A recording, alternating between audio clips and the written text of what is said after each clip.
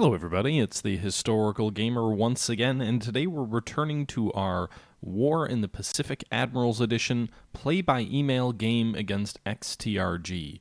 Last time we left you, the battlefield was about to get interesting, to say the least. Today's video is just going to be a replay of combat results, because I don't actually have my turn yet, but I'm anticipating some pretty big fighting happening in and around Singapore. If you remember our last turn, we had basically formed up just here south of Lingga a force of battleships and cruisers ready to intercept a Japanese invasion force near Mersing in the Malay Peninsula. So if you remember 2 turns ago, XTRG landed, or actually maybe it was last turn, XTRG landed what I think is probably a reinforced battalion or maybe a brigade of soldiers at Mersing. And those troops are threatening cutting off some 40,000 soldiers, 3 full combat brigades, and numerous auxiliaries here in the northern portions of the Malay Peninsula. However, the bulk of our really where we want our troops to be is Singapore.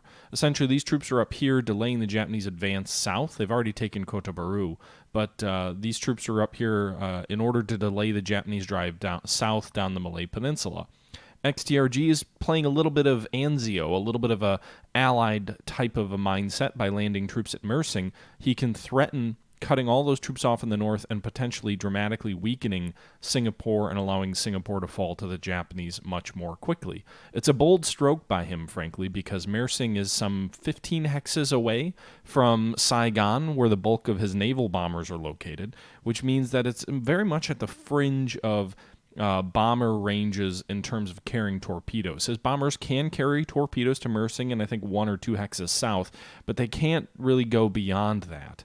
So he's really at the fringe of his ability to hit naval ships, and he doesn't yet have a strong enough force on the Malay Peninsula to provide direct support.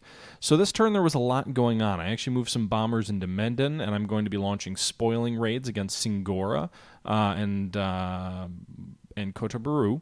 I'm also going to be launching bombing raids against Saigon. I repositioned some B-17s here to Singapore to launch raids against Saigon. And all in all, I'm trying to spoil his land-based efforts because this Force Z that we have down here in the south is going to drive north at flank speed, hopefully all at night, and engage his forces near Mersing. He's got something like 5 or 6 heavy cruisers at Mersing. He also has 1 battleship, actually 2 battleships. Now, we know we have crippled one of them, or at least we believe we have, because at the same time he was landing troops at Mersing, 30 British torpedo bombers, all biplanes, swordfish and wildebeests, attacked his invasion convoy, and because he's so far south, he didn't have adequate fighter protection.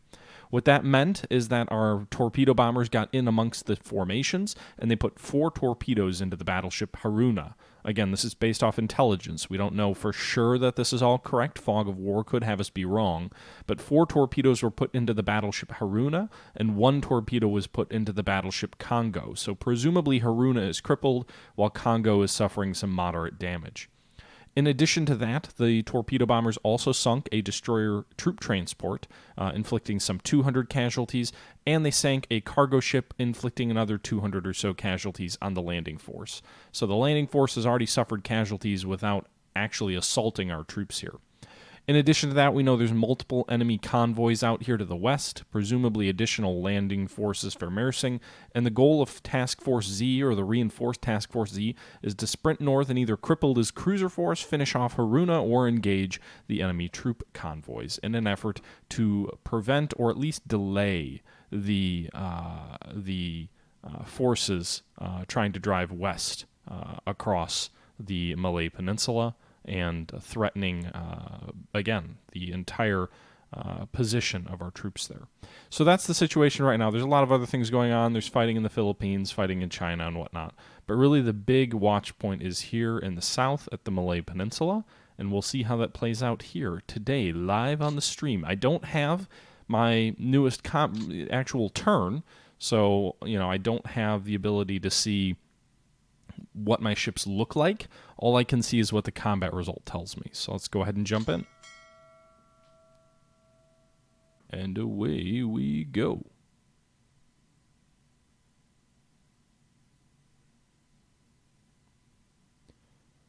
Okay. So obviously he's assigning some forces. They just occupied this island north of Georgetown. A lot of other things going on right now. Landing and loading of troops.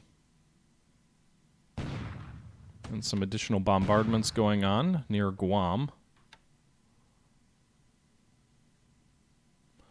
Additional landings near Mersing. Some destroyers are firing in support of the troops there. Doesn't look like they actually landed much in the way of troops. Just looks like additional bombardments.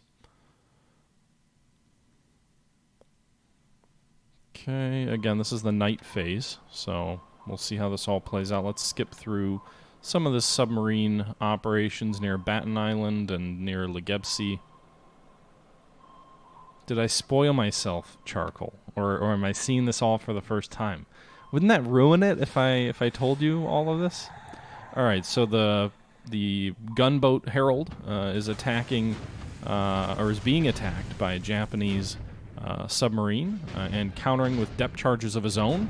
You can see here several near misses against the Japanese here. Now, they're operating submarines in this area, but it is a pretty shallow area, so the submarines are going to operate at a little bit reduced effectiveness, and they'll be a little bit more vulnerable in this area because they can't dive as deep, which makes the job easier for anti-submarine task forces. So you can see here Herald dropping a whole bunch of depth charges on the enemy, several near misses, a couple of hits, but all in all, it looks like she probably still survived. All right, so our first taste of surface action here.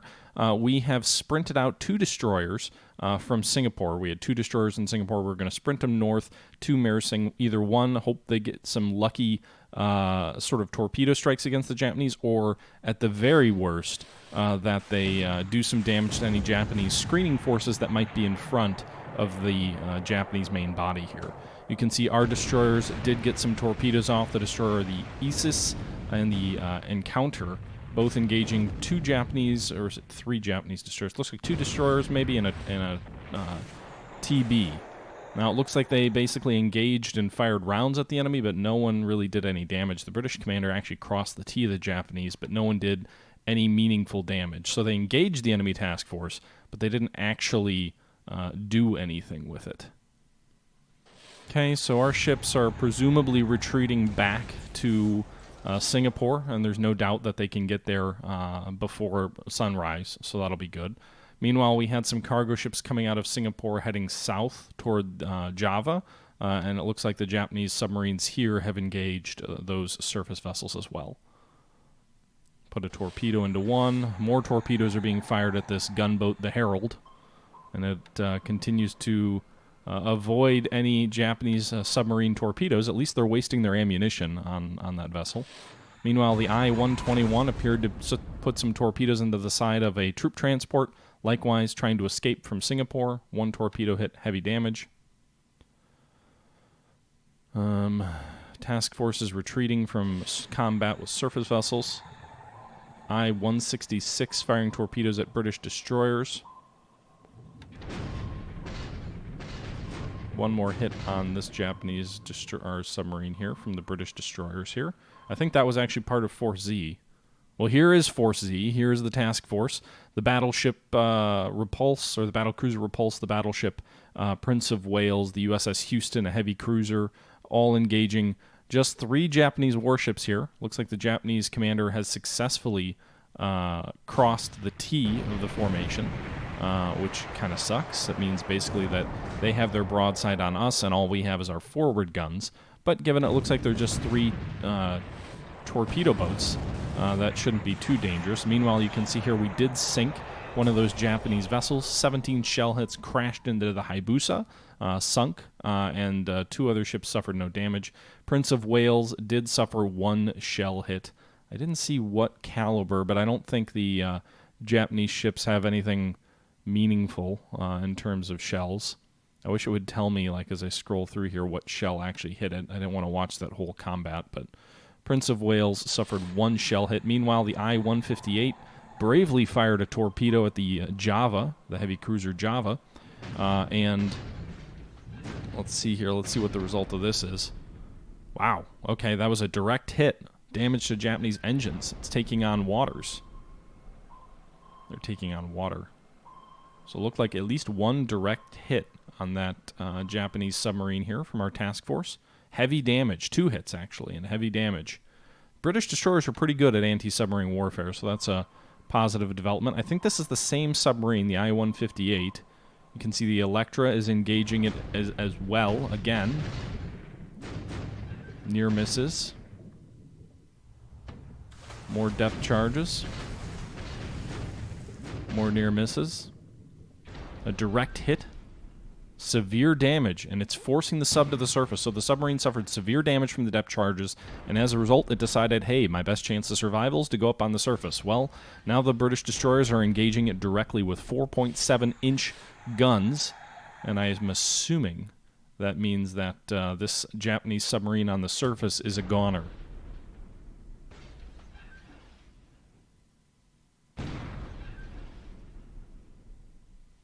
So more hits, and the sub slides beneath the waves. So 17 shell hits on the 158, and she is sunk. So we did sink a Japanese submarine that was boldly attacking Task Force Z. So that's a good start here. 1 torpedo boat sunk, 1 submarine sunk.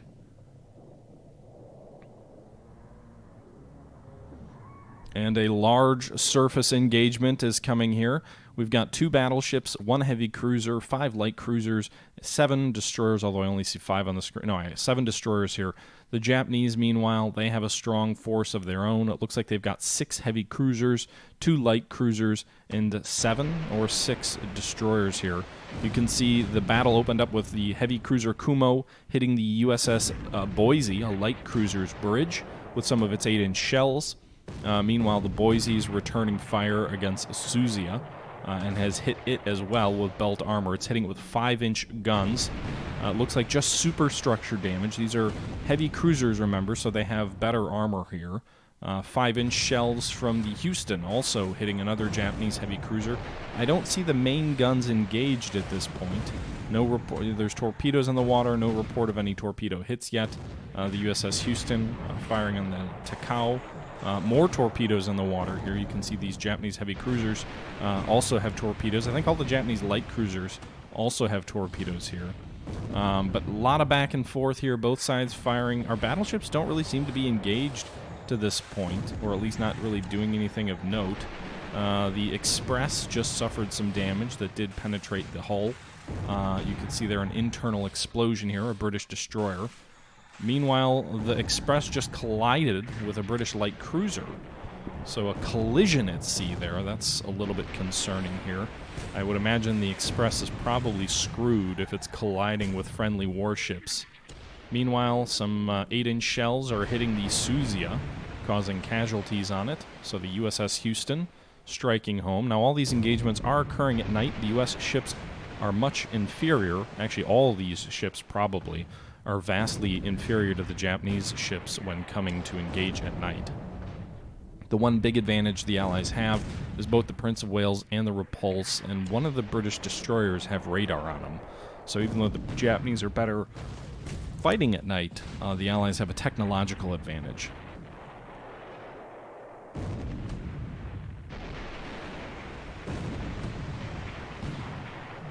Okay, so I'm not going to sit through the remainder of all this firing back and forth. It doesn't seem like my battleships are all that heavily engaged. It seems like a lot of shooting and missing. Some damage. The Express, I think, is going to be in trouble. A lot of torpedoes in the water. Japanese expending quite a few of their long lance torpedoes. I don't think they probably have much in the way left of ammunition either, given they were bombarding Mersing last turn. So their ammunition count is probably pretty limited. The thing that makes me nervous is with all these torpedoes in the water, I've got pretty valuable ships that I don't have to worry about getting hit by torpedoes, but we'll see how it all plays out. Yeah, let's go ahead and fast forward a little bit in this fight. Okay, so the task forces break off. It looks like we got 1 hit on the Mogami, 4 on the Suzuya, 1 on the Higashi, which is on fire, 2 shell hits on the Ashido. Meanwhile, the USS Houston took 1 shell hit, the Java took 1, the Dragon took 2, the Boise took 1, and the Express took 2 shell hits and also was involved in a collision. So the Express suffered heavy damage here. None of our other ships did. None of the Japanese ships did. In a night engagement that closed down as close as, 8,000 yards or so? If we kind of scroll through here. Yeah, it looks like they got down to 8,000 yards with the main Japanese force. Now, the interesting thing is we didn't see any Japanese battleships, which was the thing that we... Oh, okay. Another engagement here. 2 Japanese destroyers against the rest of our force, with the exception of the Express. It looks like the Express was pulled out of this, so they're opening fire at 5,000 yards at close range. And, yeah, so the American, or the Allies are pursuing these Japanese destroyers. Meanwhile, these Japanese destroyers have torpedoes in the water.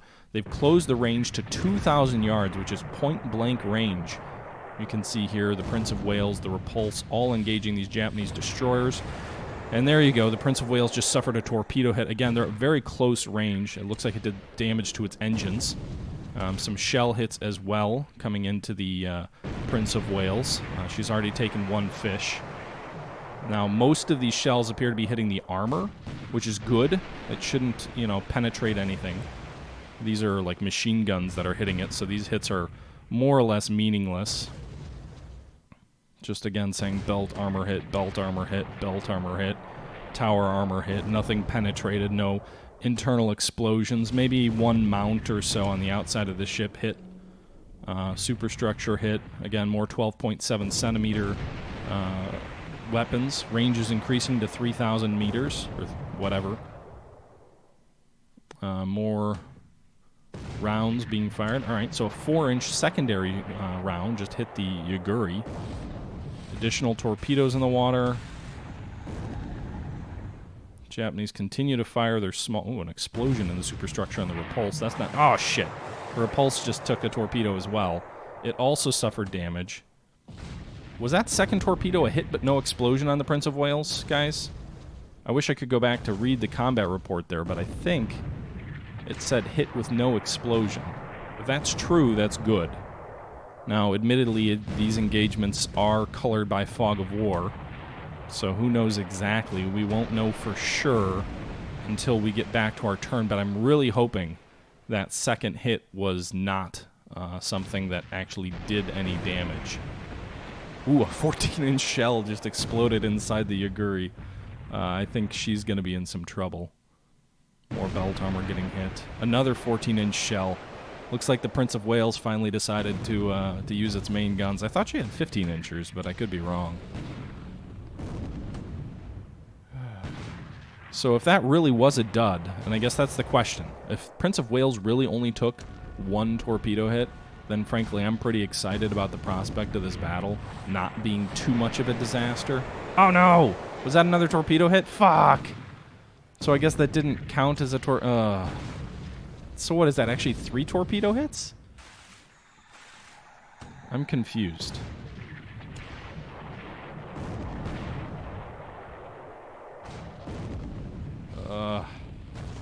Three torpedoes in the Prince of Wales. For sure 2 exploded. 1, it was reported as being a dud. We're not going to know until the next turn. You can see the 15 shell hits are largely meaningless. I didn't see anything penetrate its armor. But 2 torpedo hits. It's on fire. That's probably from the superstructure damage from the shell hits. Again, should be minimal, not heavy fires. And heavy damage from the 2 torpedoes. The Repulse took 1 torpedo. The first torpedoes said engine damage for both these ships. I didn't see anything on the second torpedo to say engine damage. I just saw that there was a hit. So my hope, here's to hoping, is that both these ships can still make 15 knots and that both these ships' flood damage is under 50.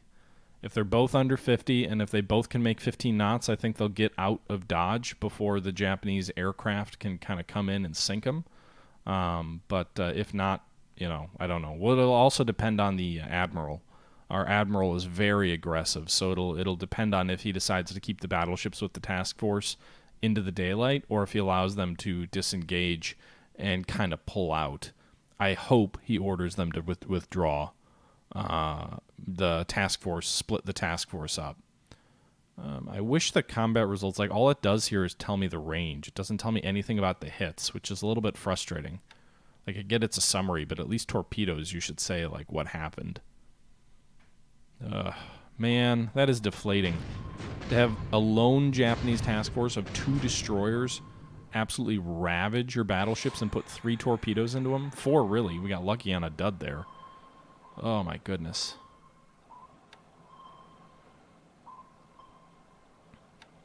Oh, man. I'm just...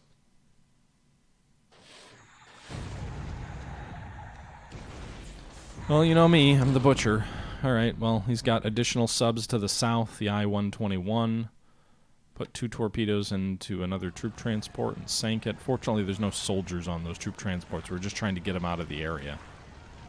More bombardment here near Guam.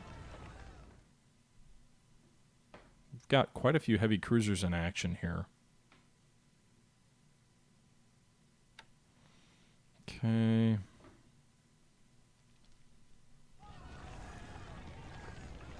Captain Harpole is killed as the Tai Sang sinks.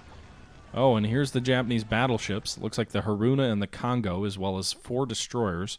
Meanwhile, our task force is sans our 2 battleships that were hit by torpedoes. For fuck's sake. Anyway, so the Houston's firing on the Haruna, the Boise's firing on the Congo. I don't think the Boise's going to do... The only ship here that can scratch the paint of either of these Japanese warships, I think, is the Houston. The exception is any ships that have torpedoes, but half the Dutch cruisers don't even have torpedoes, so this is mainly an exercise in trying to harass them to death. So we'll fast forward through this fight. I don't think anything good will come of it. We'll see. Maybe I mean, if we can set the superstructure of the Haruna on fire, then it might actually help. Wow, 34 shell hits. And she's on fire, and she has heavy damage. Now, the Haruna was hit by 4 torpedoes last turn. So I'm guessing its flood damage is north of 60, maybe 70, maybe even 80. Certainly very heavy damage already. She was already labeled as heavy damage coming into this fight. But 34 shell hits on her superstructure will probably ensure she sinks, I think. Because here's the thing. When you're flooding as a ship, as you kind of get that flooding under control, the flooding does create system damage, which causes the ship to slow down and lose effectiveness. If the ship gets to 100% flood damage, it sinks. But it could basically be turned into a burned-out hulk if a fire or if a flood caused the system damage to reach 90 or 99, which would basically prevent it from being able to move. So these shell hits will cause superstructure damage to the ship, so that even if she doesn't sink outright by those 4 torpedoes, the shell damage will basically make it harder to manage the flooding that's already going on the ship. Meanwhile, Congo also suffered 5 hits and it took a torpedo last turn, but it doesn't say on fire and it doesn't say heavy damage, so I don't really think that's going to do much. Meanwhile, the Java took a shell and is on fire. The Trump took 2 shells. The Vampire took 5, and the Houston took 1. None of our ships say heavy damage. But we're going to fight him again. So, looks like we tried to withdraw, or maybe we attacked him again. I'm not quite sure. Our Admiral is hyper-aggressive. He's got like an aggressive rating of 81. But again, we're fighting the Japanese at nighttime. Arthur Palliser does manage to cross the T of the Japanese ships, so that at least minimizes the damage that these battleships will cause. Meanwhile, it looks like the Houston just took a torpedo. So these freaking nighttime close-range engagements absolutely kill us because the Japanese just murder us with torpedoes. So the Houston just sunk. And, we lost the Houston. It took 2 torpedoes and is sunk. The Java took 1 shell hit and has heavy fire and heavy damage. Meanwhile, we put 2 more shells into the Haruna. Doesn't look like we sank it yet, though. And we also lost the Bankert destroyer. So far, things are not going well. We've got a battleship under heavy damage, and we don't know how bad, the Prince of Wales. We have another battle cruiser with damage. Not heavy, I don't think. Probably should be able to escape, the Repulse. And now we've lost a heavy cruiser and a light cruiser. Or maybe not the light cruiser, it doesn't say sunk, but lost a heavy cruiser sunk and a light cruiser heavy damage, lost a destroyer. So far, all that we've sunk is 1 enemy destroyer and 1 enemy torpedo boat, and maybe a battleship, maybe, we don't know. Alright. So the task force is withdrawing to Batavia after combat. Meanwhile, more Japanese torpedoes being fired at the Herald. This brave patrol boat that keeps getting shot at and at least causing Japanese skippers to waste valuable torpedoes.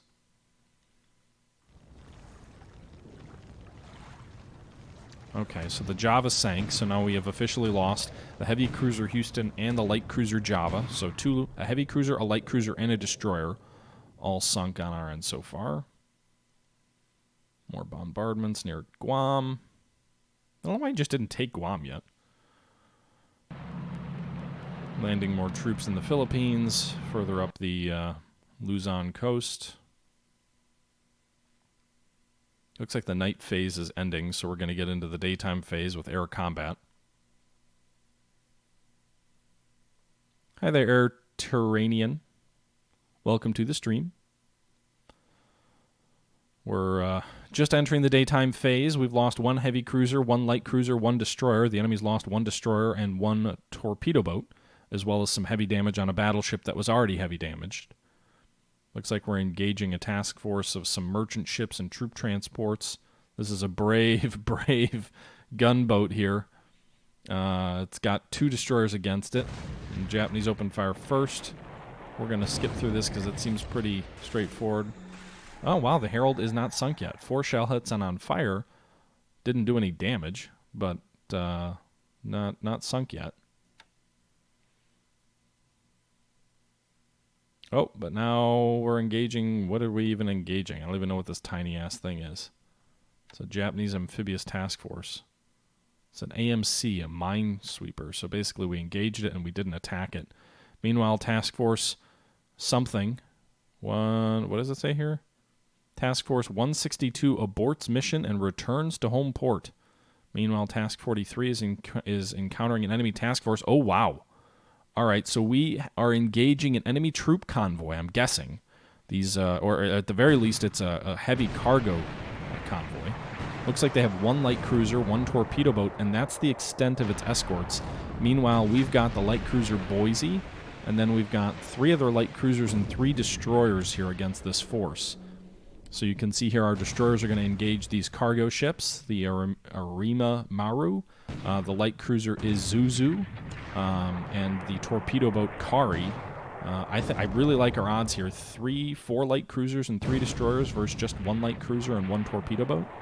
So maybe just sheer weight of numbers, our surface assets, while they lost heavily, we lost the Java, the Houston, and 2 damaged battleships.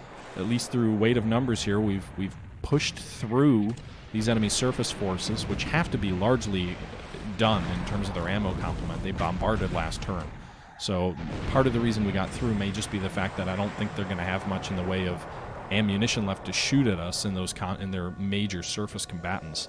You can see here we sank 1 cargo ship, heavy damage on another, heavy damage on another, heavy damage here, heavy fires and heavy damage here.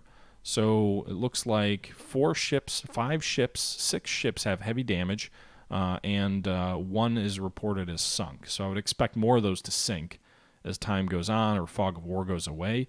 Meanwhile, here is the golden standard here. By the way, only minor shell hits on the ships attacking. 4,672 Japanese casualties inflicted, 75 infantry squads destroyed, 58 disabled, 124 non-combatant squads destroyed, 146 disabled, 15 engineer units disabled, 66 guns lost, 49 vehicles lost. I'm going to guess that was a division. I mean, we didn't kill it all, but with that number of casualties, maybe it was a regiment, I don't know. But it seemed, I'm guessing the enemy had around 10,000 men on this convoy, and we just basically gave them 50% casualties before they even get on the beach. Once they get on the beach, it's probably going to take a week or so of recovery. So at the very least, we probably just bought Mersing a week, because I don't think what he has there right now is strong enough to push back our troops. So hopefully, again, that's my hope.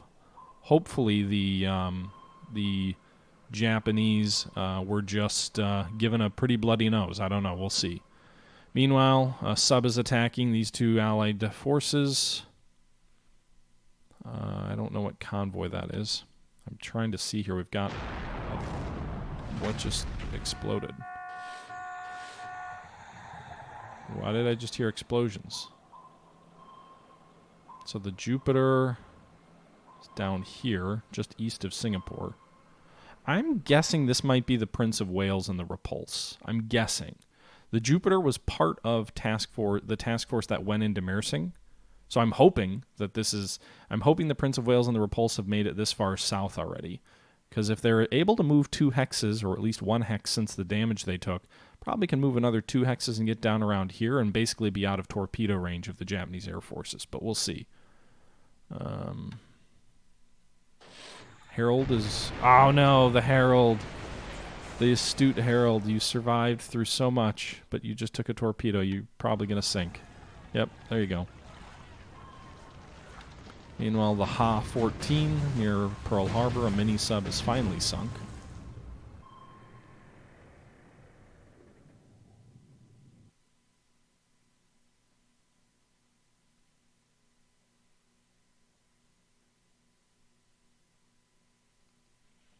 Alright, so air stuff. I'm not sure what is where. Again, I'm hoping Prince of Wales is here. I don't think they would have retreated to Singapore. I didn't order them to.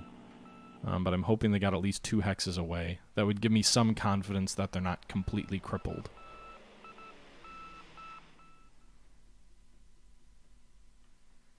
Alright, so a lot of recon flights going on.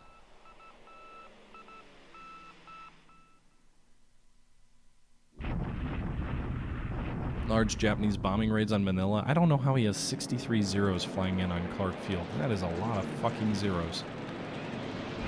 He's really just overwhelmed me. I had some initial successes against his air units over the Philippines, but he's overwhelmed me and is just blasting the shit out of both Manila and Clark Field. And I've got no real way to respond. I've got like, I think going into this turn I had like 11 ready aircraft. Maybe some of those got fixed and were up there in cap duties, but he's hitting Manila hard. Meanwhile, large-scale raids in China. He's probably using this to train his air crews so that he's got more experienced pilots so that he doesn't turn into cannon fodder by 1942. I need to get some of my own fighters over there to try and counter him if I can. Meanwhile, 70 Sallies are bombing Kutan. I didn't think I ordered any B-339Ds or Buffaloes over Kutan. They were all supposed to be over our surface task forces, which are down this way. I'm guessing Repulse and Prince of Wales are here. I really hope they're here further to the south. I don't really know, though. There's a lot of forces all divvied up all over the place here. It's hard to tell who would be what. But you can see here our fighters are attacking unescorted bombers here over Kutan. So hopefully they did some damage. You can see he continues to pound that airfield, even though we really don't have much of anything there. We've got like 1 squadron of like 12 Blenheims that are all damaged, and we've got... That's about it. But he destroyed 1 Hudson on the ground. I think actually there were Hudsons there. And we shot down 3 Sallies and damaged 8, so that's good to see. More bombing over Manila. More bombing in China. More bombing in China. More raids here against Kutan. Another 40 aircraft. Meanwhile, we've got over 10 up in the air intercepting. I don't think they were at ideal altitude to intercept either. I think I set those guys to 10,000 feet, hoping that he was going to be sending aircraft against me that were around under 10,000. I assumed he was going to be sending Nells and Bettys against my forces here, and my assumption was that these guys with 10,000 was ideal. But actually, he was bombing from 10,000, so we engaged at 10,000, and he bombed from 10,000. So there's that. 5 casualties inflicted, another 3 destroyed Sallies, and some damaged Lilies. So that's good, I guess. Meanwhile, he's bombing some base here in Burma. I don't think I have anything at that base.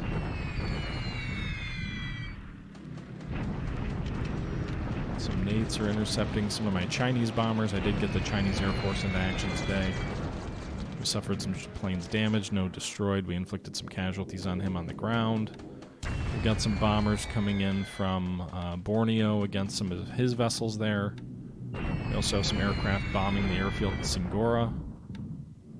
Looks like we destroyed 1 aircraft on the ground in each of these cases. Meanwhile, we're also bombing Saigon with some flying boats, some Oroways, bombing some light cruisers, and some B-17s bombing Saigon. Doesn't look like they got a single damn hit on the runway there, though.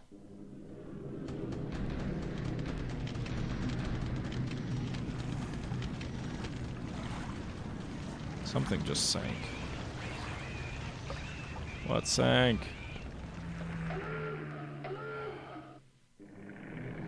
I heard bubbles.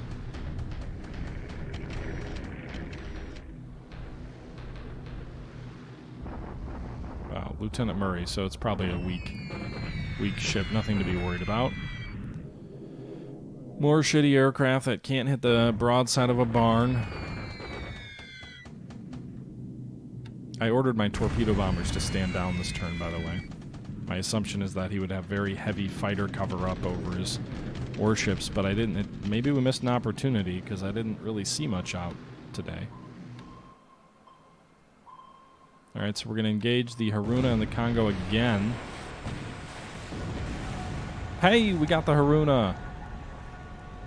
So, we sank the Haruna, although it doesn't look like we got any shell hits on it. 4 more shell hits on the Congo, 1 on another Japanese destroyer. Meanwhile, we lost another destroyer, a Dutch destroyer, the Van Ness, and the Vendetta suffered some heavy damage. So, it looks like we may have lost 2 destroyers for our troubles. Meanwhile, we torpedoed another DMS. The torpedo didn't detonate. We've got a bunch of other torpedo subs in the North Philippines area.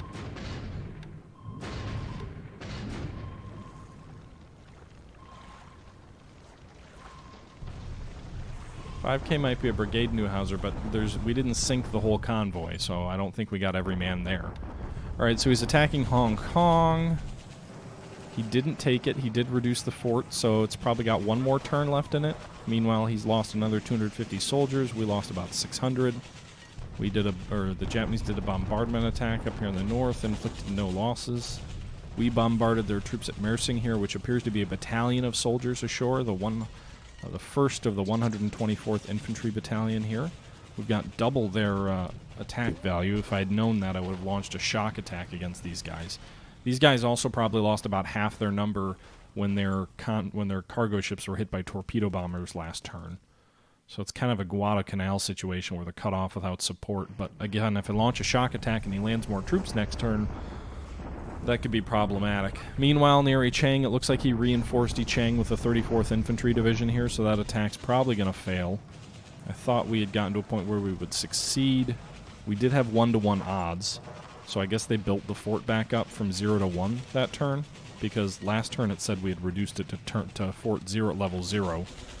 In any event, we were able to reduce the fort level back down to 0, and the Japanese lost 600 casualties. We lost over 4,000 casualties, however. So that attack didn't go well. We were a little bit more conservative elsewhere, launching just some deliberate attacks in other parts of China. Places where, you know, maybe we would have had better success with the shock attack, but casualties were relatively low everywhere else, a couple hundred. And I think that's going to be the turn. Expanding fortifications, Suva expanding fortifications. And moving oil resources.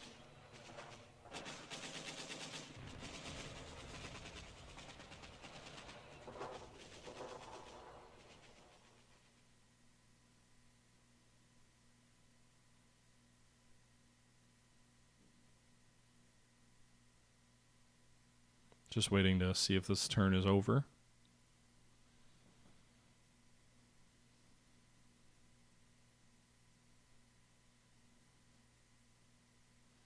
Reinforcements arriving at Tacoma. And there you go. Well, that's the end of that fight, guys. We'll have to wait and see what it actually looks like. There's a lot of unknowns, a lot of fog of war that's still kind of bound to play out. There we go. All right, so my main hope here is that it looks like there were naval vessels at the end of the turn, both at Tiumen and just to the east of Singapore. My prayer is that my battleships made it this far. If they made it this far, that means they probably traveled 2 hexes, maybe just 1, south, and may be able to escape before his air assets come in. We took 2 torpedoes in the Prince of Wales. She should be a tough ship, but the Long Lance is a very good torpedo that the Japanese have. So we'll have to see how it plays out. But that's my hope. It's my hope that we can get the ships away.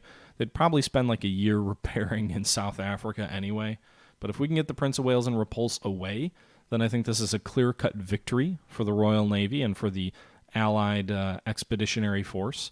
Again, we destroyed what amounts to a brigade of Japanese soldiers at sea, regardless of if that was the whole force or not.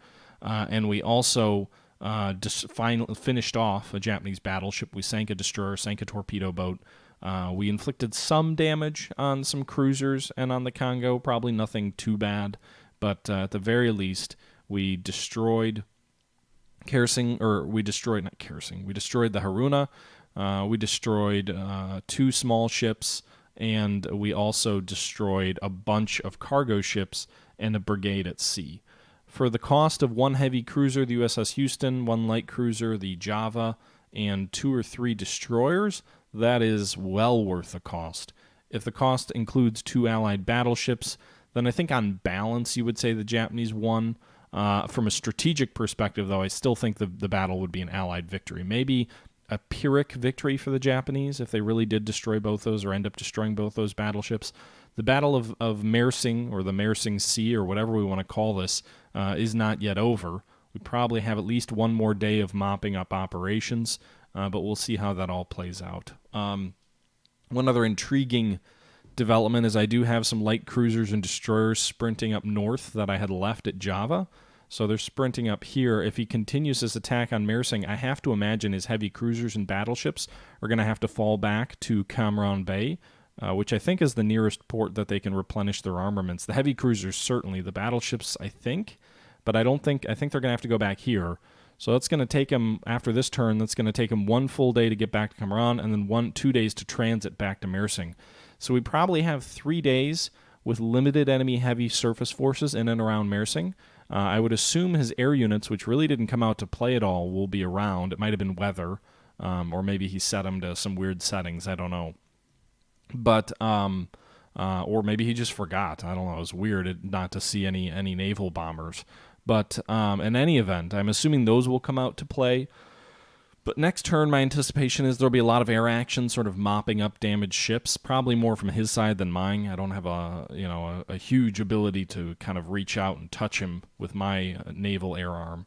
But probably some mopping up operations next turn. And if we can get 3 light cruisers and some destroyers in here to raise havoc, then we'll do it. I don't know what he has left. He had 6 heavy cruisers in 1 task force. He had 2 battleships in 1 task force. All those ships have to rearm. I'm assuming anyway. They after bombardment and multiple surface engagements, I can't imagine their main guns have any ammo left. So that to me says for 3 turns they'll pull out. Now I don't know what remaining heavy assets he has, but I can't imagine it's much. Honestly, I would be surprised if he has even any heavy cruisers left. So if we can get 3 light cruisers in, all 3 light cruisers with the British are armed with radar. So if we can get 3 light cruisers in operating in this area, we could really ravage his supply line and any troops he may still have at sea heading to Mersing. And if he does continue with that assault, it could be a disaster for him. Or, maybe I'll fuck everything up and it won't be. But we'll see. The Battle of Mersing's 2 days old. Day 1 was definitely an Allied victory, putting 4 torpedoes in the Haruna and 1 in the Congo. Day 2 was a bit more of a mixed bag, losing the heavy cruiser Houston, the light cruiser Java, and 2 destroyers. But we also, for our on balance, we finished off the Haruna. Again, it looks like our intelligence was wrong because it had said it had sunk last turn.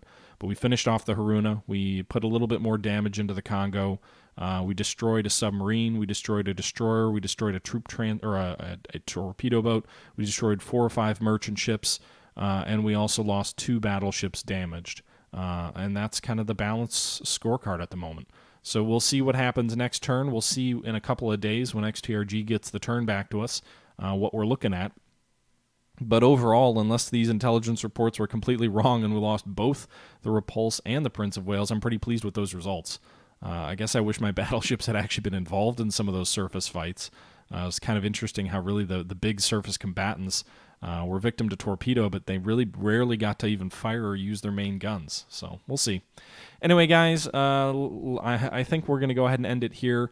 I'll stick around in the chat if you guys have any questions for a little bit. But thanks for tuning in on a late Sunday night stream. I hope you guys enjoyed. Let me know your thoughts about the results. And until next time, this is the Historical Gamer saying thank you for watching, and I'm out.